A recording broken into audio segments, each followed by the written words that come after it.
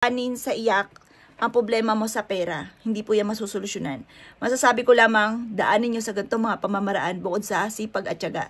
Kasi minsan mga boss, oo na, masipag ka, matyaga ka, lahat na niraket ninyo. Lagi kang pagod. Pero ang tanong, nakakaipon ka ba? Ikaw po ba'y nabibili mo lahat ang iyong mga pangangailangan? Malamang, di ba? Minsan, mapapaisip ka, bakit ganon? Anong kamalasan? Bakit kahit anong gawin ko ay parang sa wala't wala? Dito na papasok ang ating asin. Ang asin na ito, mga bossing ko, ay magbibigay swerte o yaman sa inyo ngayong darating na Marso. Kaya kung ito'y napapanood nyo ngayon, gawin nyo na. Simple lamang po, asin lamang mga bossing ko ha, asin na local. Sa bangketa ko lang ito nabili mga bossing ko, yung 20 pesos yung takal, napakadami na. Tapos mga bossing ko, kaso nga lang, kapag yung asin po ninyo ay natunaw, marami na siya mga negative na nahigop. Kaya wag kayong manghinayang kasi buti na lang dito sa 20 pesos natin na asin ang nakahigop na malas natin kaysa naman tayo mismo or pamilya natin, di ba? Ngayon pa mga bossing ko, gawin niyo na po ito ng alas 7 ng umaga.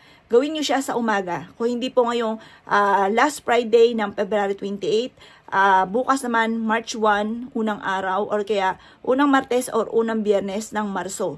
Yan po yung mga pinakamasuswerteng araw. Ngayon po mga bossing, mag-wish ka na mula sa inyong buong puso, taimtim na panalangin. Sabihin nyo, tinatapon ko na lahat ang kamalasan ko, gusto ko manalo sa loto, gusto ko magkaroon araw-araw ng malaking benta, gusto ko makaipon, pagtanda ko hanggang kahit 10 million man lamang, na tipong wala akong utang kahit kanino, yung pang-allowance ko lang at pang-maintenance ko ito, yung mga ganon, na wala akong isipin kahit ano man, yung mga ganon, basta bahala na kayo mag-wish mga boss.